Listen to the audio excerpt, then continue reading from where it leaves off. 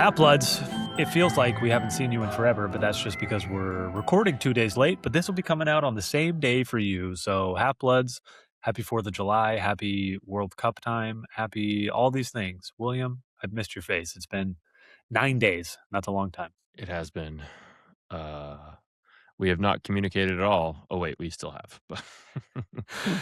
But yeah, it is weird. 9 days. Collectively, I mean, I don't know how many texts I've sent. I don't know how many texts you've sent, but we've definitely been a part of, would you say like 500 texts over the last 9 days? Something like that. Yeah, we got a lot of takes on VAR. Yeah. And, just that's what's happening. The World Cup is what's happening right now. Nothing else really is happening. I mean, by the time this comes out, I guess Bastille Day, which is like July 4th for French people. A week from such a francophile. William, I didn't share this over text, and this is going to be way outdated by the time this posts, which, it'll be like semifinals when this actually posts. But after the United States had a victory over Bulgaria and Bosnia? Oh, yeah, I knew it wasn't Bulgaria. I'm thinking Crum. I knew I was waiting. Herzegovina? Yeah. Yes. And then, how do you say his name? Bolgadon? I can't pronounce anything or anyone's names. Who got suspended? Oh, Balogun. Balogun. Flo Balogun. Yeah. After he got suspended, literally the next day, I was reading with my children the 5th Harry Potter, and I was reading the first Quidditch match of the 5th year when Gryffindor defeats Slytherin. And then, of course, Fred, George, and Harry are all given a lifetime ban from Quidditch, and Harry remarks, "It doesn't even feel like we won the match." And I just could not think of a better parallel. What that felt like. Yeah, it was exactly what it felt like. Suspension. It was exactly how I felt in the moment. Then, of course, it was reversed and we lost and nothing matters. And there's no more Harry Potter parallel here, but at the moment, it felt spot on. It did feel that is pretty spot on. I mean, as I was reading it, I was living it. It was horrible. Yeah, it didn't feel like we won, and then he came back, and the whole team played as terribly as possible. Again, no Harry Potter comp from my perspective, as far as I'm aware. But yeah, that's what I got. Nice. I have another Witch Weekly. There's been some casting, and I don't know how to do the casting. Like, I don't know. We're not that kind of podcast that we're There's been casting. I feel like it was like Luna, maybe. I don't know, HBO show. So still no real HBO How could they news. have cast Luna yet? I could have misread it. I didn't look because I don't care. But your wife, actually, happy belated birthday, happy belated anniversary to your beloved wife, sent me a post. I don't know if she sent this to you as well, or about the Ukrainian soldier. Does that ring a bell?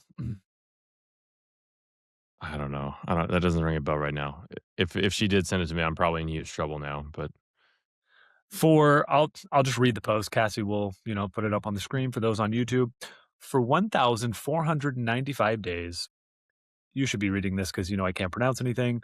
Or maybe your sister could come on as a guest and read this for me. Call Haley and be like, read this in Ukrainian, please. Yes, please. Alexander, but yeah. Alexander, yes, he is. Ivanov's world was reduced to a concrete box. A Ukrainian Marine was captured in the spring of 2022 during the fight for Mariupol. Again, I apologize. Mariupol. I'm just making stuff up. I'm trying to sound like bad guys in movies. Exactly. I have no idea. He was imprisoned in a day camp in a Russian penal colony. He had no connection to the outside world. On the dark days, he found something to keep his spirit alive. Was like his This is a serious thing, William. This is a day camp. I'm thinking of Lotso. Not a day camp. One day, he and his cellmates, he told his cellmates he was a Harry Potter fan, and they agreed that he would retell all 7 books as accurately as possible from memory. For 6 or 7 hours each day, Alexander whispered the Harry Potter saga to fellow prisoners, gripping them with cliffhangers as he retold the entire story. For those few hours a day, the prisoners felt transported to Hogwarts. The knowledge even shaped his relationship with the prison guards. After one of the guards noticed his Harry Potter-inspired tattoos, some guards showed him what he describes as degrees of humanity, speaking to him more normally.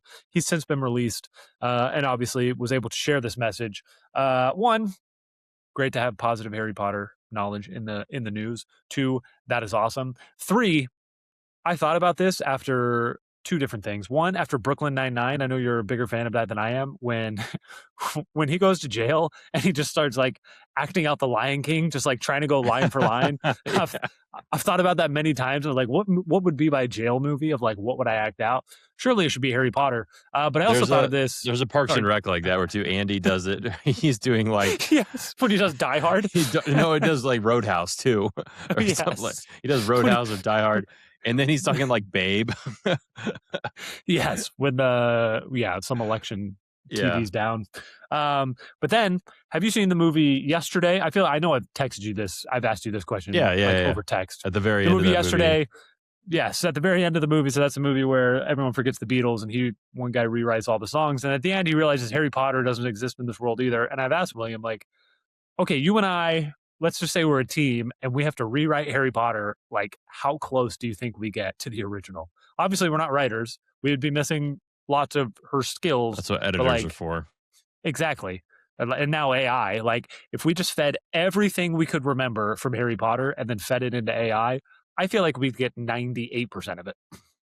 Oh, out of my 98, there would be some kind of magic we lose. But like, I think we could do a B+. Like 86, 87%. Yeah, you're probably right. I'm way too high. I think we could do pretty well. We would do pretty well, though. We would do pretty freaking well. The details would be there. I'm saying. Our prose would be lacking, but the details, the outline of the story would be solid. Agreed. Yeah. Agreed. And maybe we'd even fix, a couple things. Maybe, James was never a head boy. Actually, I probably wouldn't change that. I wouldn't feel justified in like getting rid of some of Hagrid's lies. Like, the lies got to be there. But you know what I would take out? Harry would not see the horseless drawn carriages at the end of book 4. It just feels so unnecessary. Just don't mention it. That one line would be gone. But there'd be some good stuff. Anyways, so that was like a serious. We could do that. We would do pretty well. I would put us up against a lot of people. Agreed. I mean, you're the key here. That doesn't exist. I mean, should we do that? Should we just say, okay, like, lock yourself in a room, and whoever comes out with the best like script of Harry Potter wins? Like, I would love to judge that. I don't want. Yeah. I would love to judge it. I want no part of doing it. I got other stuff going on. I'd love that's to judge very soft of you. What if the grand prize is $10,000? All right, I'm in. All right, I'm in. I feel like we could set that up. Get some sponsorships. I feel like we could do this. I feel like Barstool would do this. They do like really like, just like with the people who like stuff like that. Yeah. The people who try to like lock someone in a dark room for 30 days. Like, I feel like we could get some sponsors here. Yeah. I'll explore this, But like, you have to do it like in an anechoic chamber, like the rooms with like no noise. You know what I mean? Yes. Have you heard of those? Like, apparently BYU is one of the places in the world that's like the quietest. Like, it's a university, so it's like for studying, but people go in there into these rooms with like no noise, and they cannot they lose their mind. They can't stay there for too long. But like, you have to go in there and summarize an entire Harry Potter book, and the best one wins money or whatever. But you have to do it in a room like that that's like dead silent and like will drive you insane because it's like no auditory, like anything. And once you leave, I guess you have a bathroom and like as much water, and like you bring your own food, and once you leave the room, it's over. Yeah, you're done. I like it. I'll give $100 to this right now. So we just need 9,900. Yeah, we just need to let's try to spam this like big cat. So like, come when the movies when the show's coming out in December, we could give them an idea. And good get idea. Sponsors. I like this. Yeah, that'd be a 1/10 of a paycheck for him. So should be fine. That's what I got for Witch Weekly, William. I do have some fan interactions that I want to bring to you because you are, obviously not on social media. Cassie already brought this up, my dear sweet wife and editor of this wonderful podcast, but there is almost nobody that agrees with us that Darth Vader or that Voldemort would beat Darth Vader. Everybody thinks that's insane. Everyone thinks that the Force will just push his wand out of his hand and then it's over. What do you think a wand choke. can do? A wand is like an extra, it's like taking the Force and channeling it through an instrument to make it a more powerful weapon. I mean, is he going to have time to say Protego? I assume Protego would block you from the Force, but maybe you just won't have time to say it because okay, Force, but like to Voldemort, doing Protego is the same thing as when they do this to block something with the Force. It's instantaneous. You and I are on the same page. I don't even know how to be the strong man. I feel like if I was in a room with someone like this, I would logic and reason them to death and they would lose. There's no way I would lose. Which is why I'm bringing this to you. This is an insane take. We need someone we need to find someone to come in here and argue this I'm in front of us. I will message anyone. the most Open invite, please. I will put this back on the chain and say open invite, 9 p.m. Here's the link. Come to this Riverside chat and William will battle you. Because to be clear, you actually know more about Harry Potter than anyone I know, and I know a lot of Harry Potter people. I don't know how much you know about Star Wars, but I know you like Star Wars. I know a lot about Star Wars. You like Star Wars almost as much as you like Harry Potter. So I assume your knowledge is comparable, and I just don't know who actually could be more qualified to have this conversation than you. There are a lot of nerds out there who love Harry Potter and Star Wars. Yeah. Again, your resume. I'm certainly not I'm not going to say like I'm like a foremost expert on but I know a lot about Star Wars. I'm into it. The lore, everything. Legends, I've read books. I love Star Wars. And I just think Darth Vader, first of all, Darth Vader gets owned by old man Obi-Wan Kenobi. Ahsoka gets him in Rebels. Like, guys, come on. Spoiler. Well, you've seen it, but other people. I haven't seen Rebels. Oh, yeah, you haven't seen Rebels. That's right. You've seen Clone Wars. I'm on the path, but actually I've taken a small detour. I'm watching Invincible right now. Oh, my gosh, slowly. You are? Yes. What did you think of the first episode? What is Omni-Man doing? Why did he do that? I need answers. What the heck? It was terrifying. The end of the episode. Freaking awesome. When I watched it, I had no idea what was coming. Nope. What? I was told from multiple people, just watch the first episode and you'll get hooked. And I knew so. I kept waiting. I was like, what's going to happen? What's going to happen? And that was not actually on my bingo list of what happened. I'm not going to spoil it, but Invincible on Amazon, animated, pretty awesome. Yeah. Yeah, but the Star Wars stuff is I don't know. Open invite. We'll leave it for someone else because you and I are on the same page. I think you could concoct a scenario where a Jedi or the Emperor could fight Voldemort but you'd have to concoct some kind of other scenario. But if they're both just standing there with their weapons, one has the wand, and the wand is there was nothing. A wizard can do so much more than the Force. There was maybe one comment that finally said that. A wand can do so much more, but everybody was just any Jedi is taking all wizards ever. Yeah, and I'm not, by the way, I'm not challenging them. They're not fighting a lightsaber duel. They're fighting to the best of their abilities independently of each other. Right. But they're fully Darth Vader locked, loaded, and ready. Yeah, they're both. Yeah, one's walking in with a wand, one's walking in with a lightsaber, and they are fighting. Is that the right way to think about it? Yeah. Yeah. There's just, anyways, I needed to bring that to you. You're right. I'm going to try to bring somebody on. Could be dangerous. Could not work, but I think it'll be great. Bring someone on. Anyone. Please. My other fan interaction is that, we did the super hard trivia last week, which the last time we did that with Trike Wizard was amazing for us as a social media brand. And so many of those videos blew up. We did amazing. We're having none of that this time. And thus far, no one has used the promo code that I gave at the end of last episode. Oh, so what a gut punch. It's only been out for a day, so there's plenty of time. I guess it's been 2 days now. There's plenty of time, now people are going to go back to that episode if they are listening to the beginning of this episode. But, anyways, those are my fan interactions. And before we get to the meat of our subject, which we still haven't introduced, I have a trivia question of the week, William. We're back to our regularly scheduled programming. What up?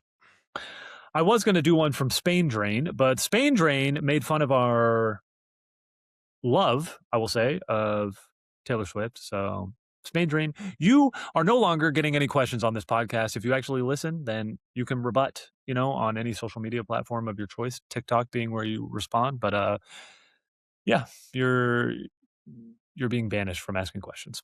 So this one is from Jasmine Gillette on Instagram.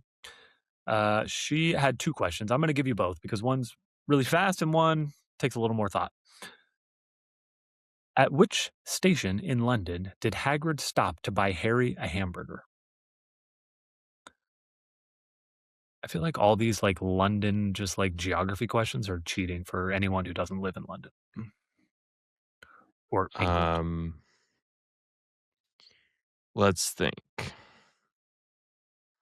My mom would be disappointed if I don't get this one because London is her favorite place in the whole world. Let's see. I'm trying to think. I'm trying to go through every time hamburgers are mentioned. The first time hamburger is mentioned is where they're describing they take Dudley to what they do for his birthday every year. Right. To be clear, I said Hagrid just to make sure we're on the same page, not Harry. This is when Harry's with Hagrid. I'm pretty sure it's Paddington, like the bear.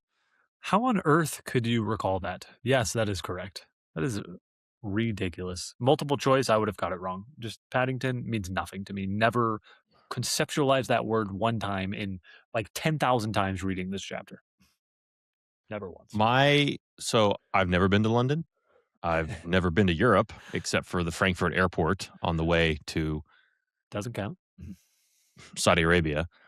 But no, it doesn't count. That's the only when I was 6, I went to the Frankfurt airport from Dulles to the Frankfurt to Bahrain and then across the causeway into Saudi Arabia. Yeah. Technically mine too, in some ways. Sure. Born there at least. Anyway, what was I going to say? But my parents, my mom is obsessed with London. So her grandparents lived in London for her teenage years and parts of her adult life. So when they would leave and go visit her grandparents, it would be in London. And they lived in Hyde Park. I don't know. Anyway, my mom talks about London a lot, and there you go. And she's whatever a Britophile is. She loves all things British. Britophile. Did she talk to you about Paddington Station before? Yes, I'm certain she has. I'm certain she also is a geography teacher. So, but I'm certain, Piccadilly and Paddington Station and King's Cross Station and, Hyde Park and all these other London things. I've heard them many times, but I wasn't 1,000% sure it was Paddington. I was just that's one I remember, and I'm pretty sure it's it. But I wasn't yep, 1,000% sure. Up another escalator out into Paddington Station. Well, we made that a pretty full question. I was worried that would go too fast, so I'm going to hold. I bet you a burger in the 90s in London was not a very good burger either. But Harry Potter probably doesn't know because he was a good point. It's probably not eating a lot of food. Yeah. To him, a hamburger, but if he had In-N-Out, his head, he would have died. And In-N-Out's not even the peak of all burgers, right? But it's a dang good one. I was re-listening to you talking about, or it was on the plot holes one of what if Voldemort what if Voldemort put a Horcrux on the moon, and you were well, they just go to Houston and figure it out, and but then they'd get too hot, they'd give up, which was just really funny. But they also could have gotten In-N-Out while they were there, and that could have been awesome. Not in the 90s, they couldn't have. Not 90s. When was In-N-Out invented? When did it start? What's the first? Probably in the California. 60s. But it didn't. The farthest east it went until the 2000s. At some point, was Vegas. In my scenario, they travel through China and go through California. So that's how they Right. get to Houston. in Really my though, story. like if they ended up in like La Jolla or San Diego, they just would not have left. They'd be like, I don't know why we live in England. Like, why are we?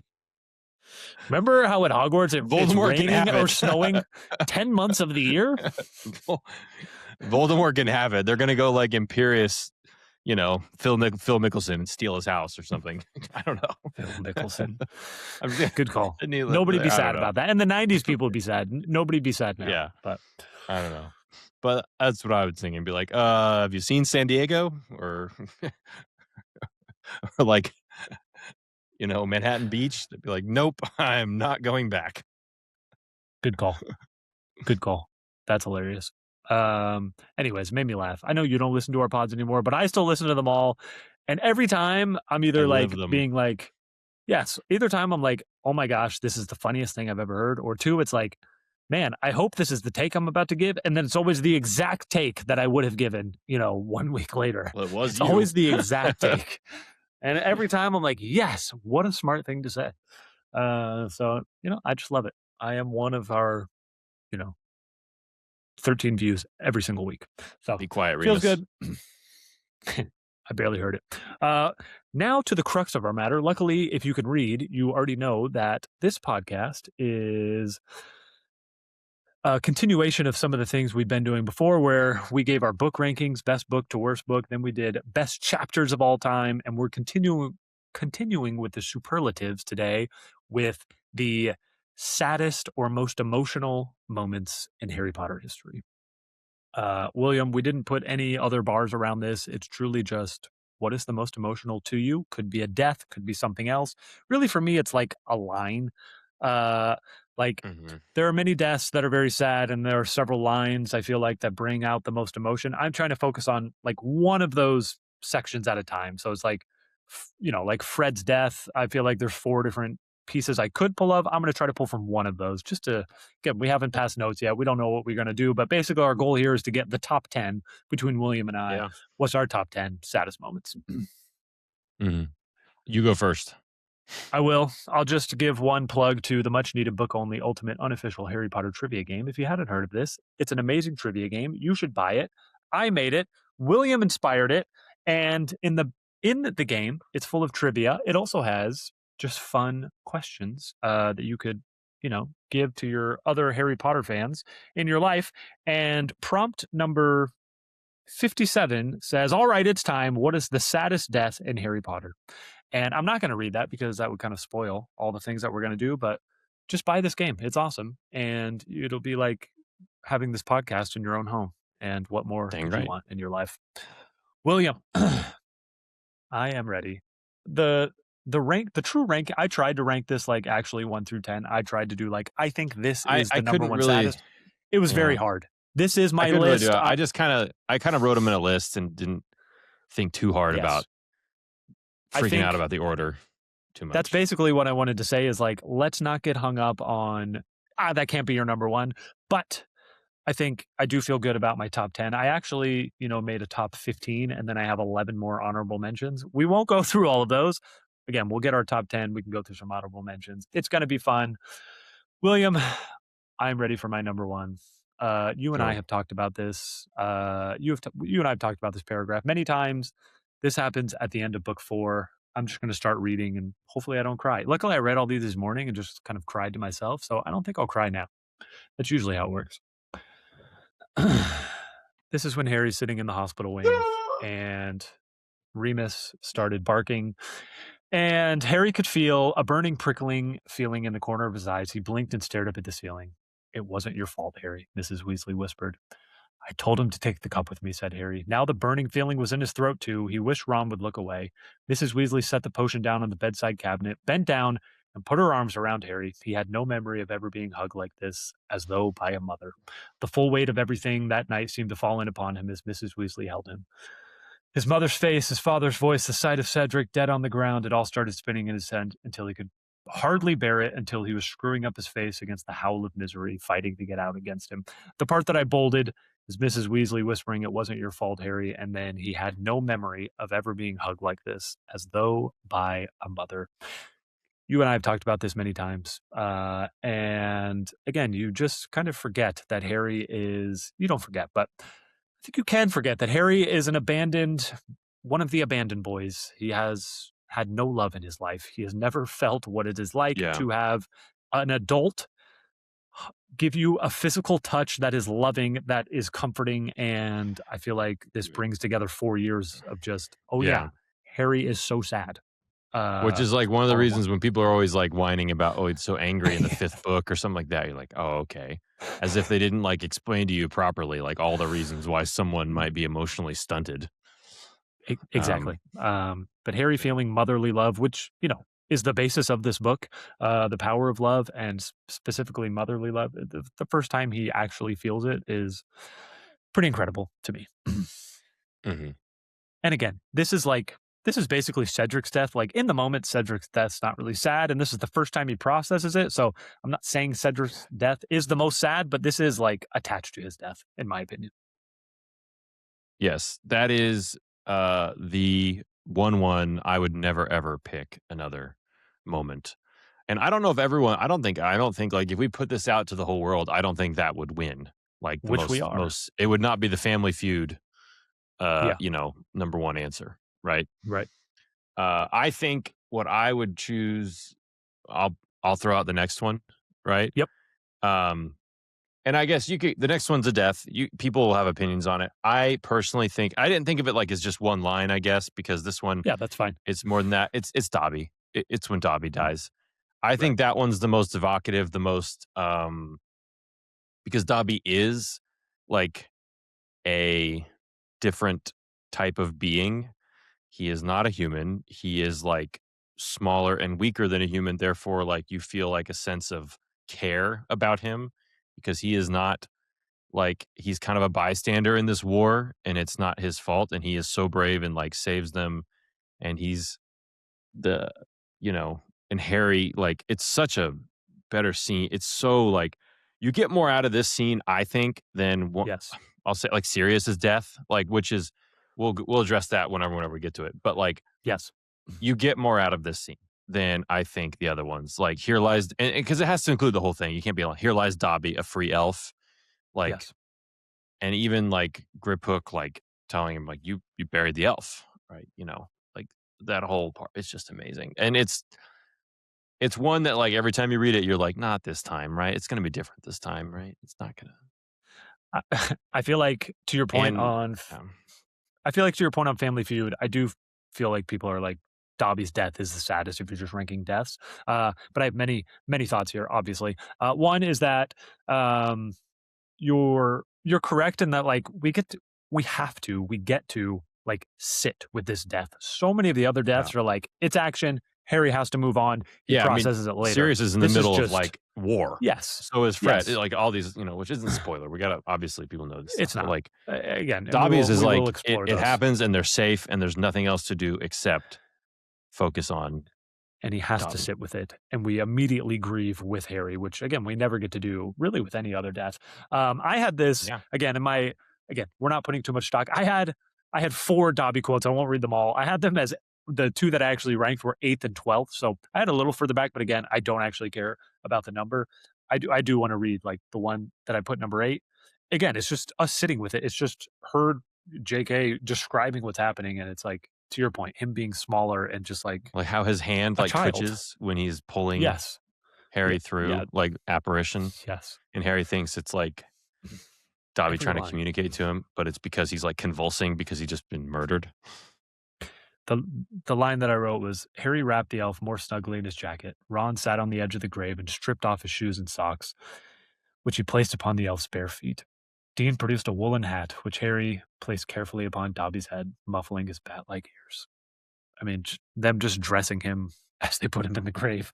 Again, we don't get to do that with anybody else. Like nobody we Yeah. just get to sit with like this. And they talk about how beautiful the scene is. Like they're at the coast, Yeah. this beautiful like sunrise of this beach on this ocean, you know, and Dobby deserves to be buried in a beautiful place, you know, on the Agreed. coast. Agreed.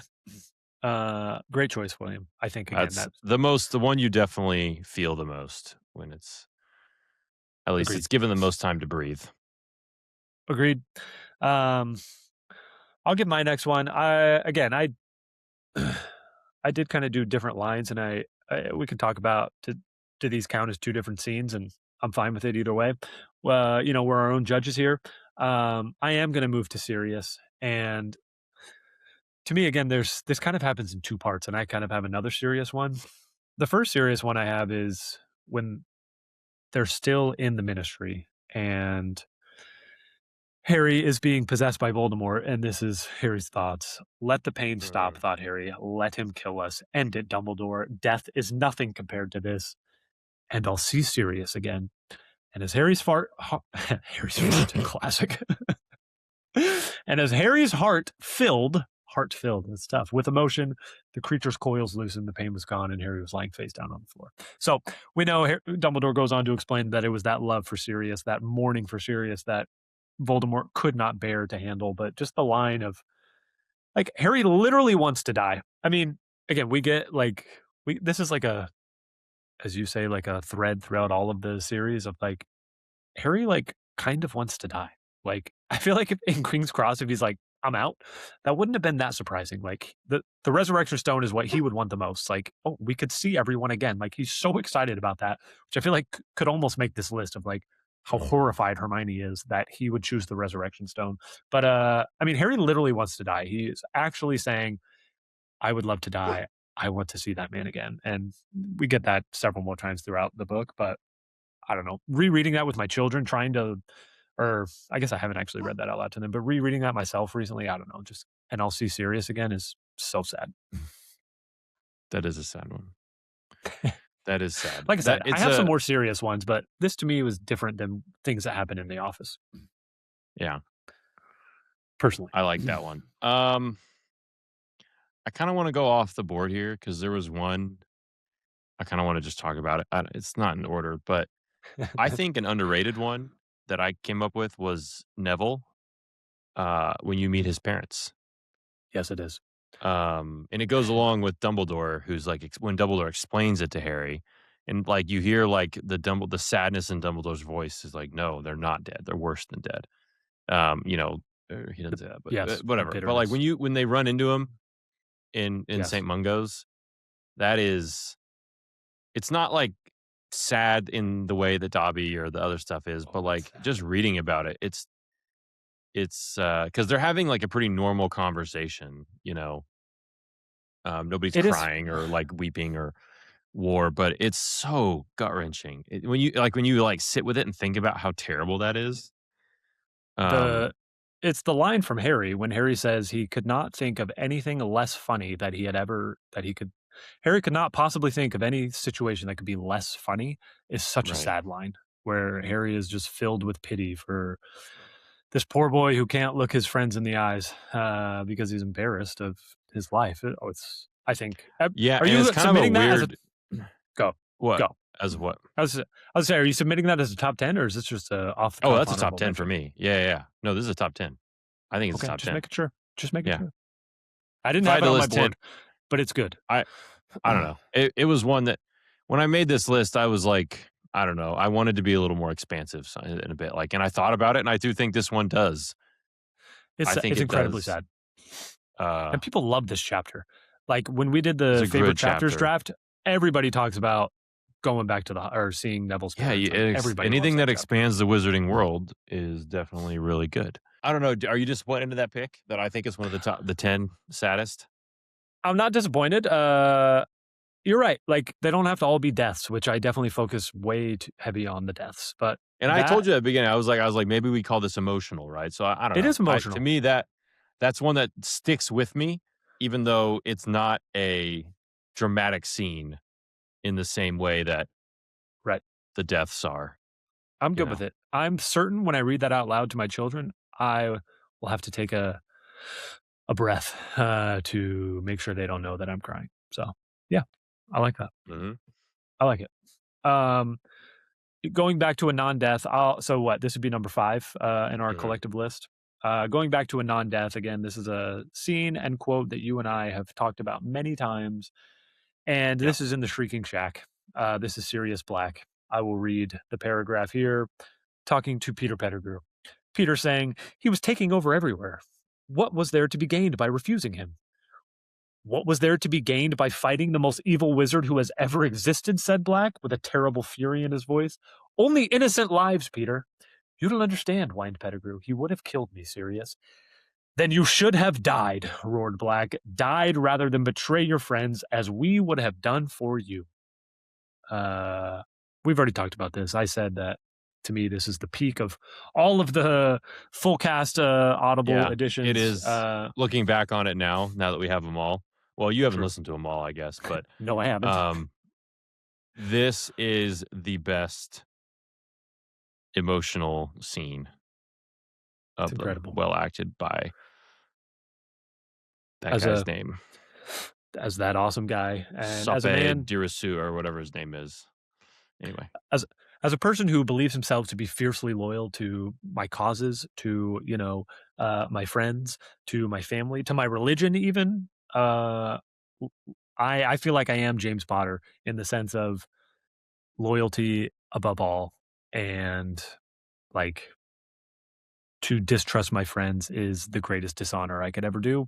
And I just ride or die Sirius Black. I love that then you moment should have so died. much.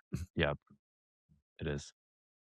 That's That my is, and that one's less like it's not like sad as much as it no. is like intense and emotionally charged, or however you want to say it. Yes, Um, but it's agreed. beautifully done and incredible. So, Agreed. I don't remember how I introduced this, if I said saddest or emotional.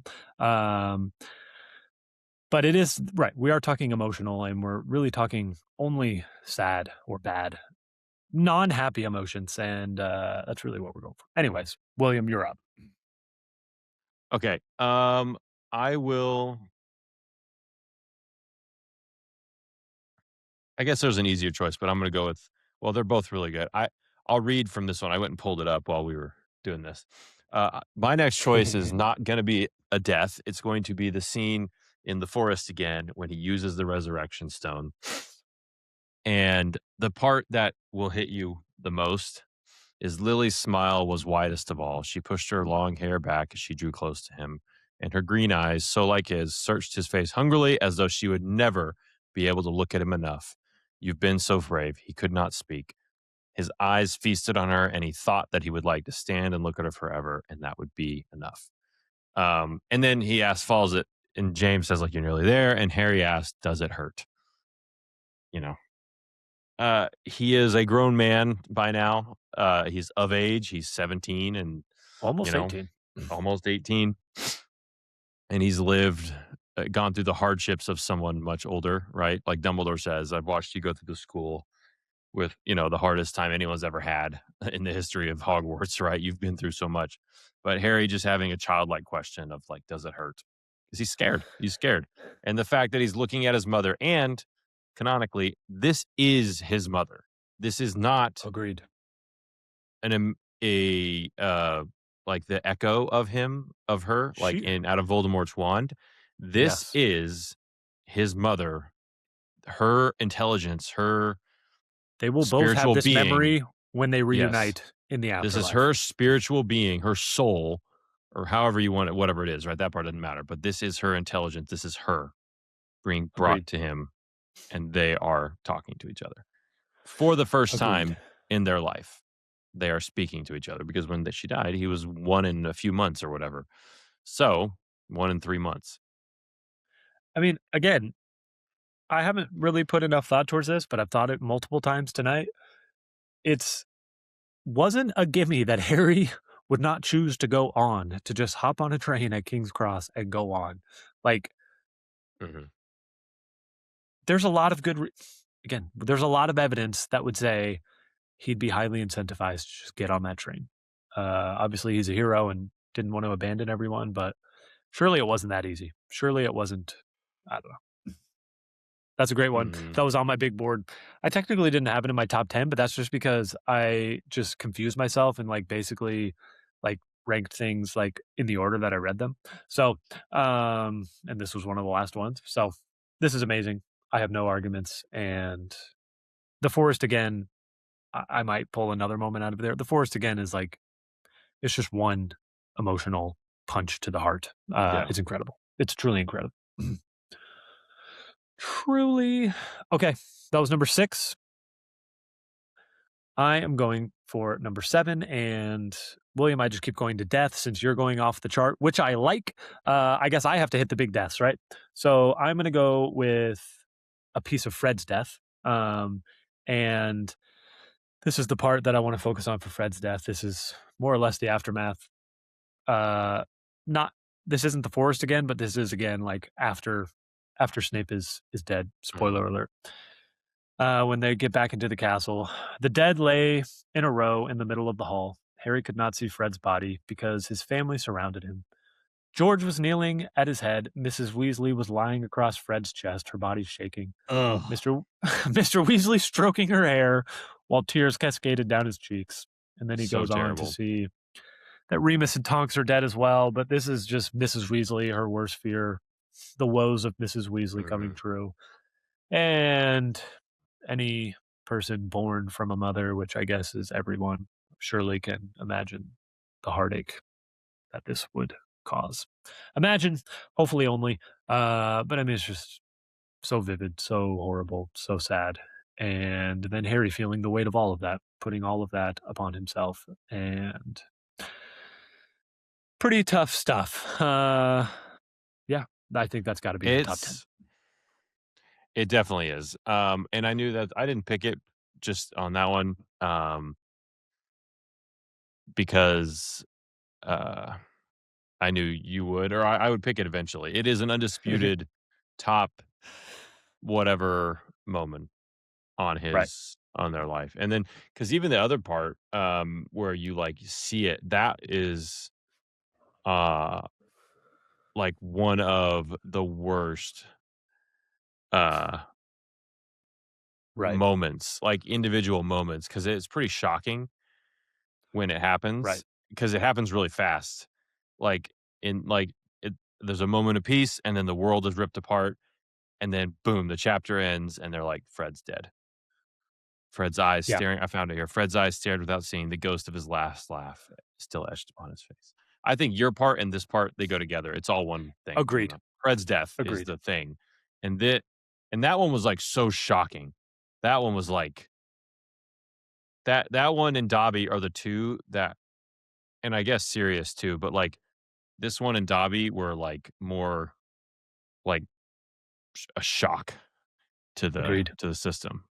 Like, Agreed. We whoa. weren't at the climax of the. I mean, technically, the Battle of Hogwarts is this giant climax. But like, yeah, like Dobby shouldn't be dying 12 chapters before the book ends. Like that should. Sirius was truly at the climax. Like that one, I think less surprising. And this was just like the battle just started.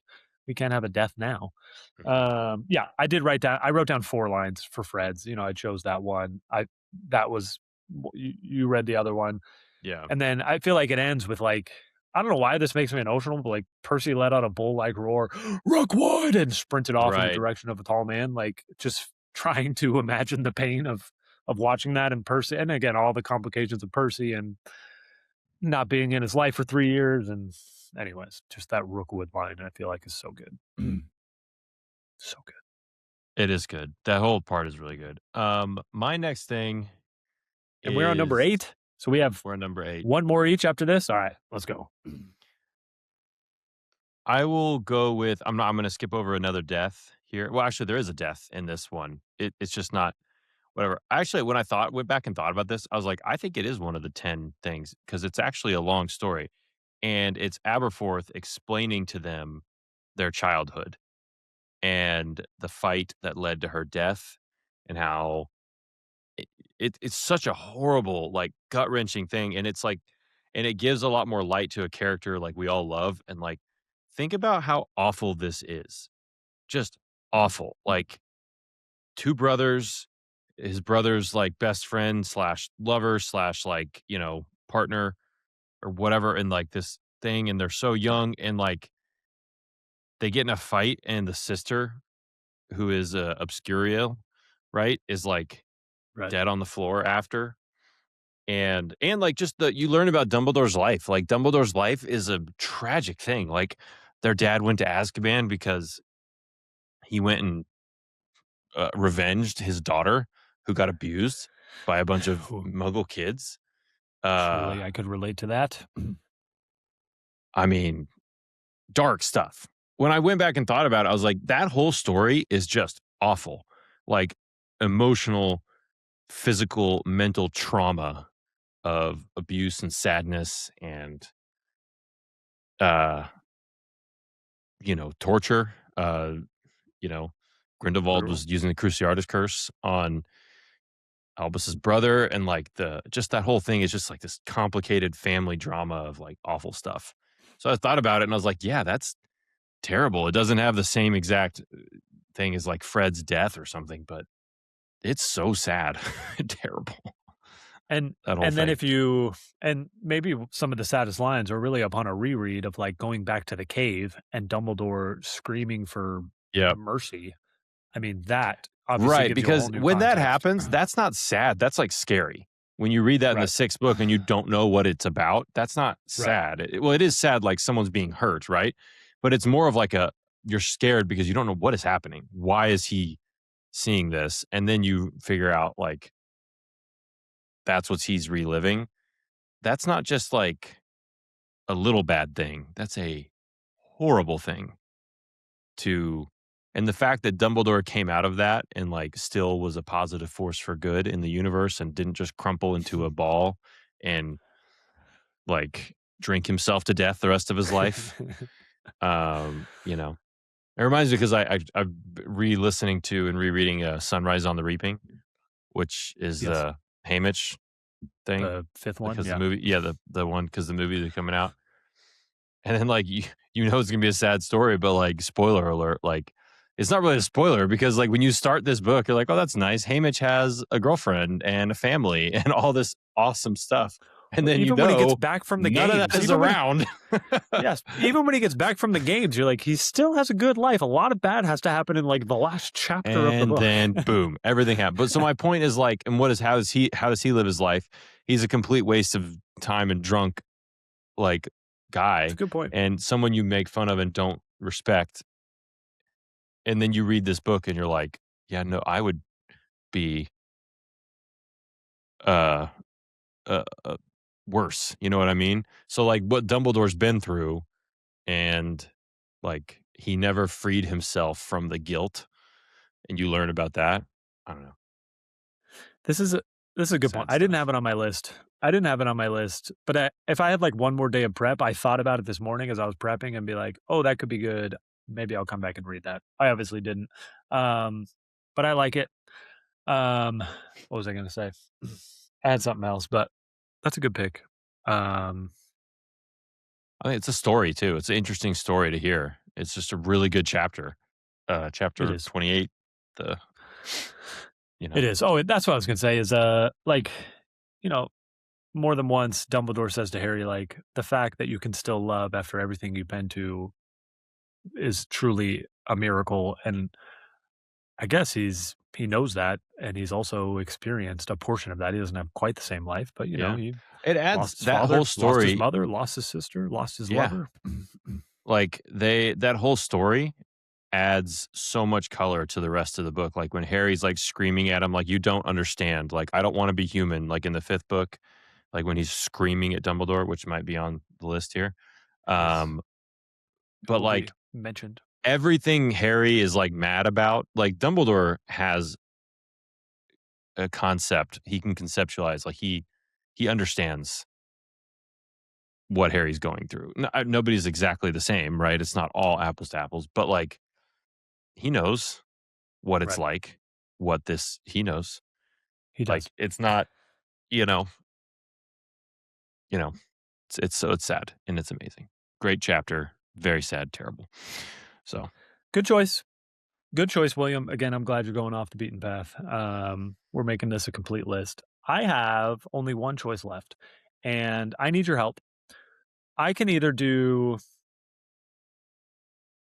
like a book 4 moment, but we've already kind of had our book 4 moment. I could do grief for Sirius. We've kind of already had grief for Sirius, though.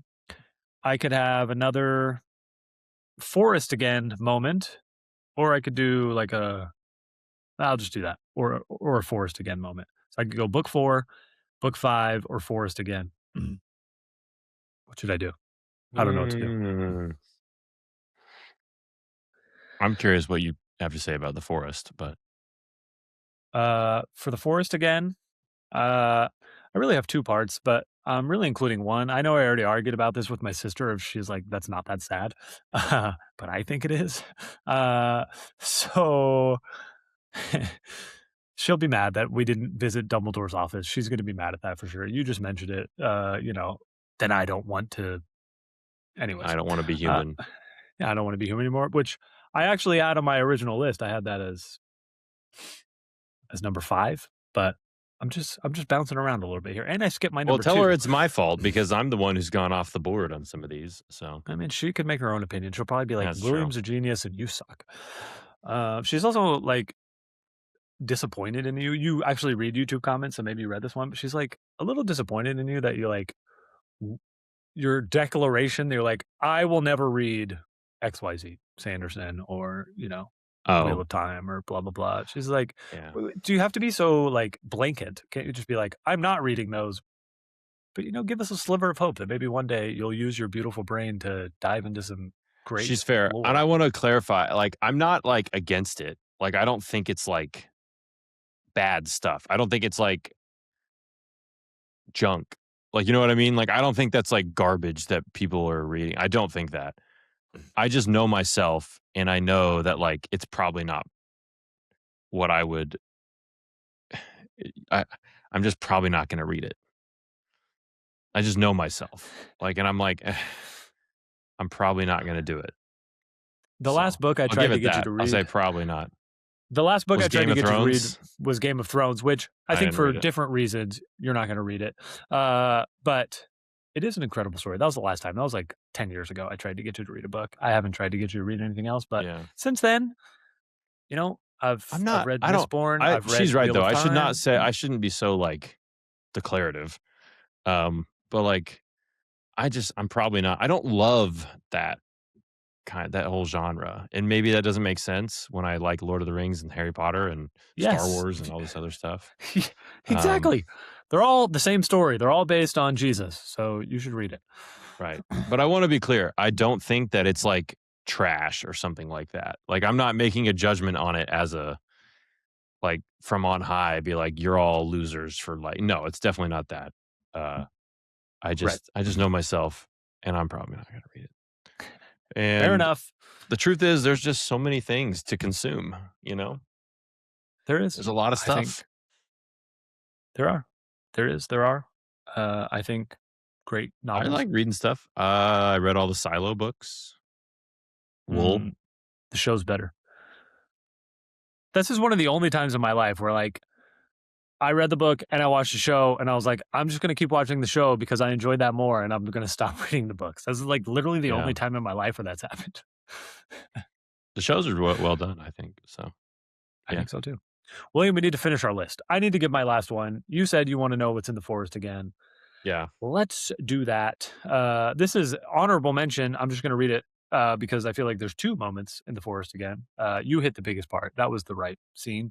But at the beginning of the forest again, he's walking through the castle and he said Neville nearly walked into him. He was one half of a pair that was carrying a body in from the grounds. Harry glanced down and felt another dull blow to his stomach. Colin Creevey, though underage, must have sneaked back just as Malfoy, Crabbe, and Goyle had done. And the line, of course, is he was tiny in death. Oh, it's so terrible. And like you What a think back horrible to line.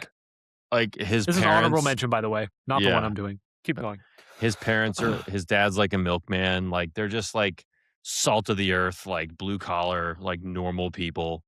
And like they have these magical sons. And how do they get explained that like their son died A hero.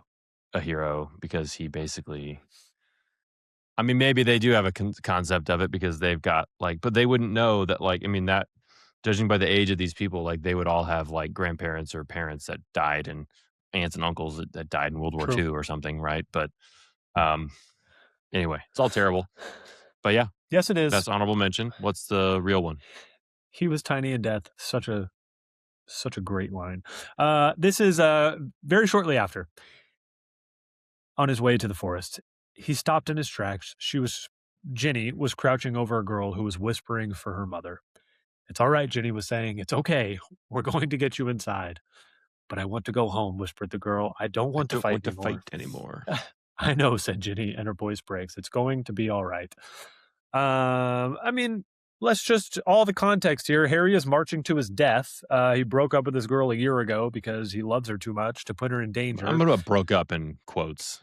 Broke up. Okay, yeah. He distanced himself from her to keep her safe. And then the last person he sees before he marches into Voldemort's camp is the love of his life, who is comforting a young girl as a father of young girls, just imagining them whimpering, saying, "I want my mother." Like, I don't know. It tore me to pieces. My sister was like, "You don't even know this girl. Like, why are you sad? Like, there's so many more sad scenes." That's awesome. It's like maybe that little girl was racist. You don't know.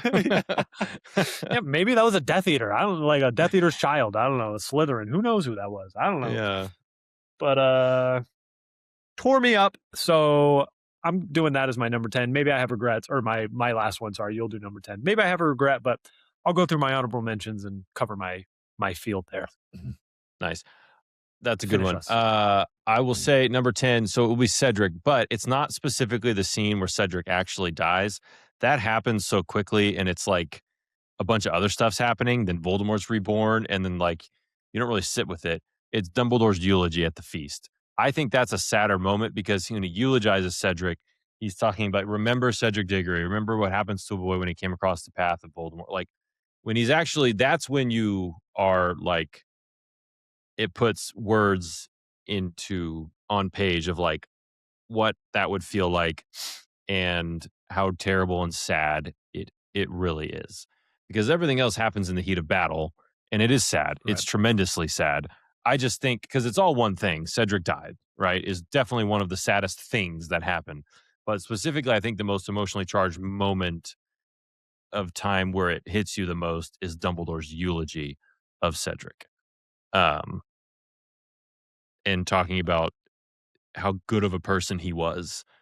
And he was a good, kind, honest person.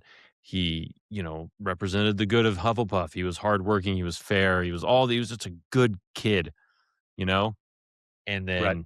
and like Dumbledore basically spelling out like, this is what Voldemort does to people. And he, so yeah, that eulogy is what I think is the saddest moment of, if I had to, Cedric's death is on the top list, that moment. Yeah. I mean, I do think it's, again, I think it's slightly covered and hugged as though by a mother, but that really is just the weight of Harry's life with the death of Cedric. Yeah, that moment too is about the death of Cedric. Yeah. Yes. But I think that's that a great eulogy choice. is a really good. I think it's really well said. So. I think it's a great choice. And I feel like big picture, and I'm, maybe a little bit of hyperbole here, but I feel like that eulogy and that death like inspires Dumbledore's army. It inspires like all the students who stayed for the Battle of Hogwarts. Like Cedric was the example for all of this.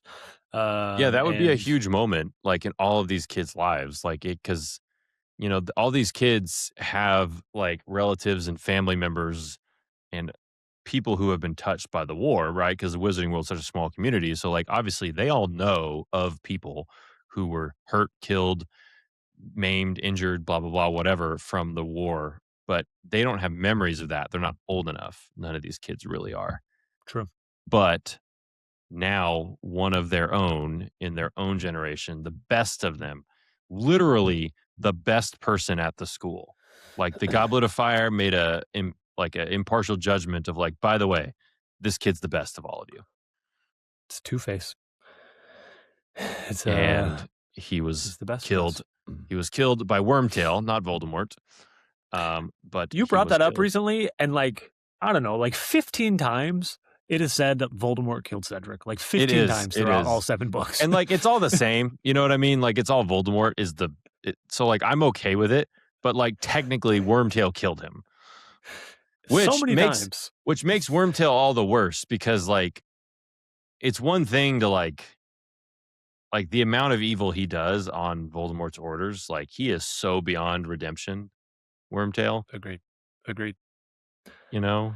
Like it's one Agreed. thing to like, you know, save your own skin, but he goes above and beyond that. Well beyond usual evil. Yeah. Like what Uh, an awful this piece of trash. William, this is a great top 10. I have many honorable mentions that I want to throw out there, 2 of which I don't regret that are not in the top 10. This was a team effort top 10, but there's 2 that I definitely want to mention.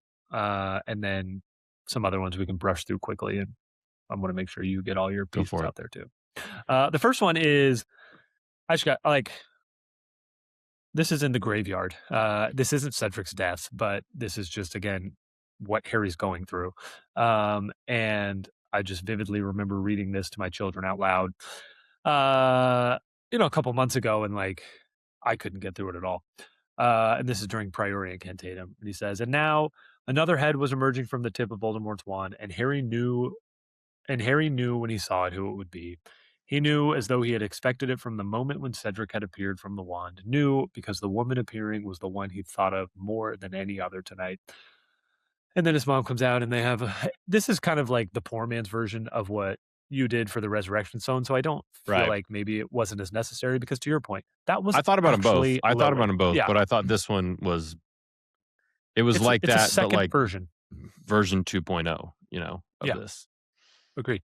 That's And like to the your beta point, version. This was like the production.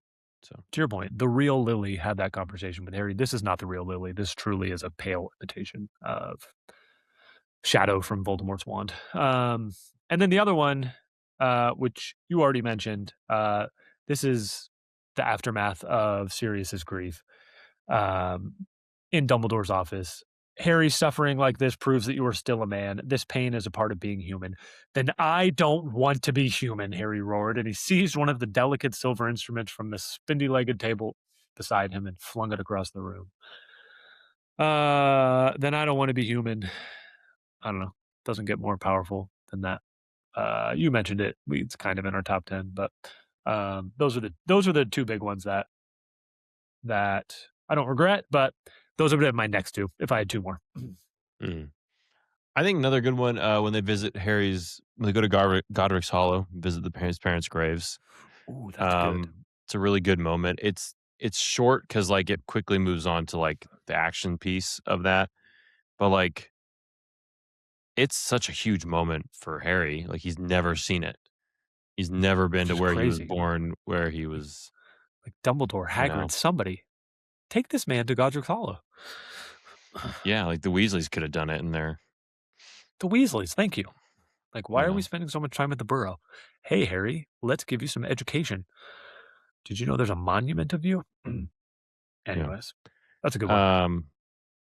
That whole thing is a really good scene, and it is very sad. Like it's a sad moment. It is. Snape, everything with Snape's memories, like that. It's sad. Like it's pretty heavy stuff.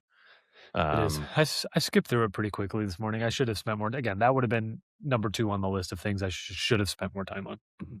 But yeah, that's what But I got. I mean, Dumbledore's death isn't really sad. Well, it is, agreed. right? But like, I tried to read pieces of it. I tried. Oh, I did find it's one. I not. have one quote, but It's good, yeah. But like, it's impossible to untangle it from like what you learn later and right. like it being And planned and all that stuff. in the moment, I wasn't sad. I'm thinking back to being 16 years old. Like I wasn't sad in the moment. I was confused and angry. Yeah, Now yeah. I'm sad. That's what it. Yeah, it came through at least. Yeah, like it was definitely sad. But I thought like also like what was more sad is like all throughout the 7th book, like Harry's just doubting Dumbledore. Like that's pretty sad when he learns like all the half truths from like Rita Skeeter's book and all this other stuff, It's true. and he starts doubting Dumbledore, and like that makes it sad. That stuff's sad, but that's not the same kind of thing. Agreed. But yeah, I like our list. I'll have a few more honorable mentions. I like our list too. The Mirror of Erised. He pressed his hand flat against the glass as though he was hoping to fall right through it and reach them. He had a powerful kind of ache inside of him, half joy, half terrible sadness. He tore his eyes away from his mother's face and whispered, "I'll come back." That's pretty charged stuff. I feel That probably should have made our list. But I feel like people might be mad about that. And they should blame you. But yes, they should. I'm just kidding. I could have put it in. I had it. I was here. That is the last one where I was like, yeah, I thought that's a good top 10 nominee with no shame. The rest of these are honorable mentions that never really I considered putting in the top 10. When Hermione's being tortured and Ron is just screaming his head off for Hermione. Intense. That's intense. Intense is the word. Maybe it's emotional, but intense. Book 2, Harry's sitting on a bench singing "Happy Birthday to Me" to himself. It's like not sad when you're just reading it like normally, but like when you really think about it, it's so sad. It's pretty terrible. I finally have friends and my life is good. Actually, my life sucks worse than ever because now I know what it could be and no one loves me. So sad. There's more Shrieking Shack moments. I mean, I was obviously only going to pick one, but I feel like I'm like ready to cry like during every part when Sirius is like, believe me, Harry, I never betrayed James and Lily. And then Harry nods and Pettigrew knows he's going to die and he starts screaming like, and then, how dare you speak to Harry? I just love all of those moments. Yeah, everything in that is really good. There's more parts in Dumbledore's office that I thought, are these the lines that I should put in? And like, I've had enough. I've seen enough. I want out. I want it to end. I don't care anymore. And then Dumbledore really just summing it all up nicely. You have now lost your mother, your father, and the closest thing to a parent you have ever known. Pretty horrible. Yeah. Pretty horrible. Yes, I'm going to keep going, William. Then later in the book, this is like, tell me your thoughts on this. Like, is this sadder than all of them? When he's talking to Nearly Headless Nick, and he's like, Sirius won't care if it's unusual. He'll come back. I know he will. And his belief was so strong that Harry actually turned his head to check the door to see if he would be there. So sad, you stupid boy, Harry.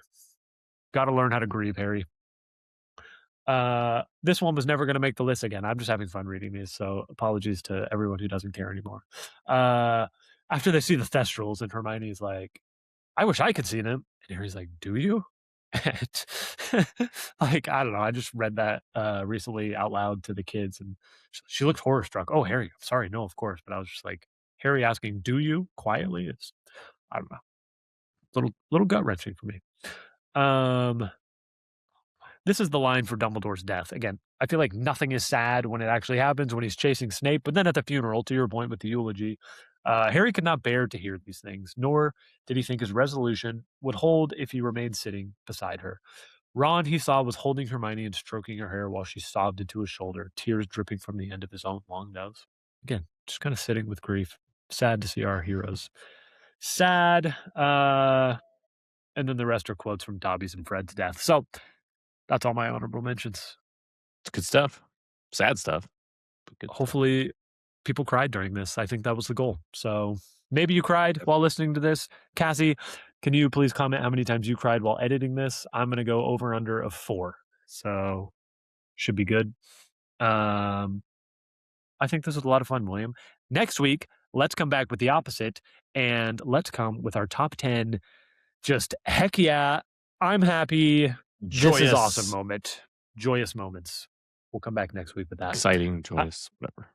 I'm excited for that. And William, we're back again, like I said, to our regularly scheduled programming. So let's end with a Fred versus George. Let's do it. Reminder for everyone at home, mostly you, William, you are currently at 19 out of 22. I got one wrong. So you're at 86.4. What are we in? Are we in book 4 or 5? What are we in again? We're in book 4, kind of middle of book 4. And I can read lots of quotes here because I think the question is not clear enough. And sometimes I think reading the quote is cheating, but basically there's a long conversation with this twin. And it starts with who gives Neville a canary cream, or at least warns him about them. And then a long conversation happens, and it ends, it ends with, "Oh, sorry, Neville. I forgot. It was the custard creams we hexed." I can read some more in between, but Fred or George? It's Fred, because he says George and I invented them. Yes, that is exactly what it says right after. "Canary creams," Fred shouted to the excitable crowd. "George and I invented them. How much do they cost, William?" Let me think. I feel it's in sickles for sure. That's correct. It's either 6 or 7. I'm gonna go 7 because it's a powerfully magical number. I don't know. 7 sickles each, a bargain. You're incredible. Congratulations. You're now Nice. up to 87%, 20 out of 23. So, congrats. So unfair the way math works. For those of you following along, we're on reference number 299 of the name George, and out of 699. So you have a lot to go, William.